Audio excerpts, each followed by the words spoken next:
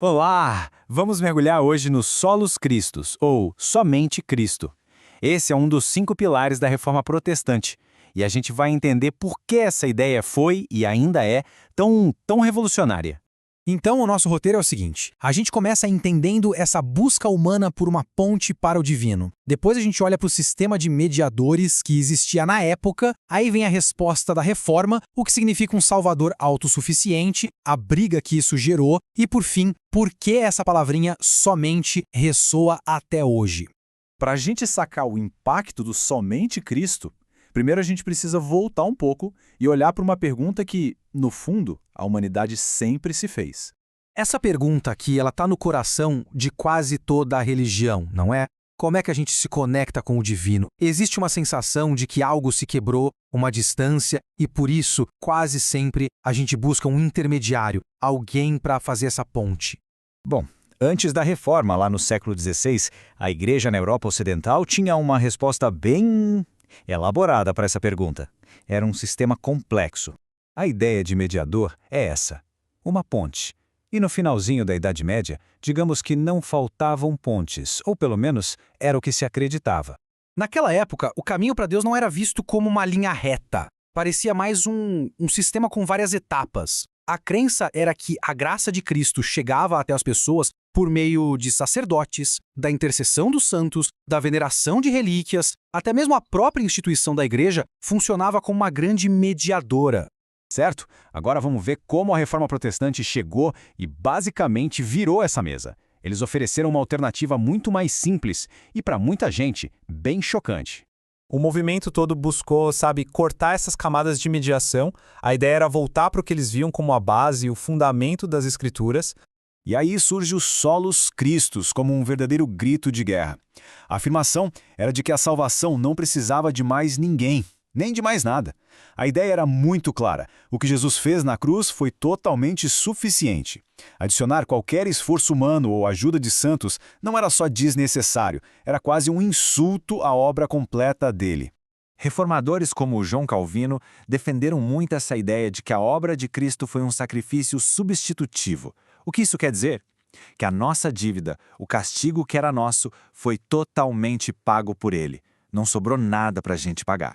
E essa passagem bíblica aqui virou a pedra fundamental do argumento. Se existe um só mediador, então não há espaço para outros.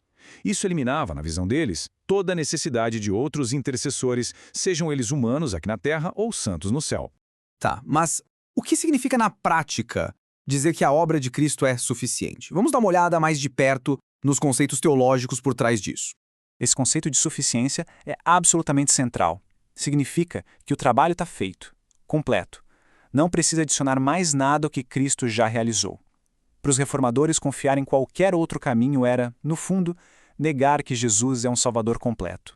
E essa estrutura aqui é bem interessante porque ela mostra como Cristo, nessa visão, preenche todas as funções necessárias. Como profeta, ele é a revelação final de Deus. Como sacerdote, ele é tanto o sacrifício quanto aquele que intercede por nós. E como rei, ele governa sobre tudo. Não sobra nenhuma lacuna para ser preenchida por outra pessoa. Bom, como era de se esperar, uma doutrina tão radical não foi bem recebida pela Igreja Católica. Na verdade, foi o estopim de uma divisão que mudou a história do cristianismo para sempre. A resposta oficial da Igreja Católica veio no Concílio de Trento, e eles foram bem diretos. Condenaram formalmente a ideia da justificação somente pela fé, chamando-a de anátema, que é uma palavra forte, significa amaldiçoada, herética, e reafirmaram que as obras em cooperação com a graça eram sim necessárias. E essa tabela aqui, ela resume de um jeito fantástico as diferenças centrais. De um lado, a justificação é um ato. Deus declara alguém justo. A justiça de Cristo é creditada na conta da pessoa como uma transferência. Do outro lado, a justificação é um processo, que começa no batismo. A justiça é infundida, colocada na pessoa para que ela possa, aos poucos, se tornar justa. São duas lógicas bem diferentes, né? E chegamos aos dias de hoje. 5 séculos depois, essa palavrinha, somente, ela ainda define uma das divisões mais profundas dentro do cristianismo. O Solus Christus continua sendo a base da identidade protestante. Ele reforça essa ideia de um acesso direto a Deus através de Cristo, sem precisar de padres ou santos como porteiros, digamos assim. E é um princípio que continua no centro de debates teológicos até hoje. No final das contas, a questão que fica é essa. A fé se apoia num caminho único, exclusivo e suficiente? Ou ela se constrói com a ajuda de muitas mãos ao longo da jornada? A resposta para essa pergunta continua a definir duas abordagens de fé profundamente diferentes, um legado da Reforma que, sem dúvida, perdura até hoje.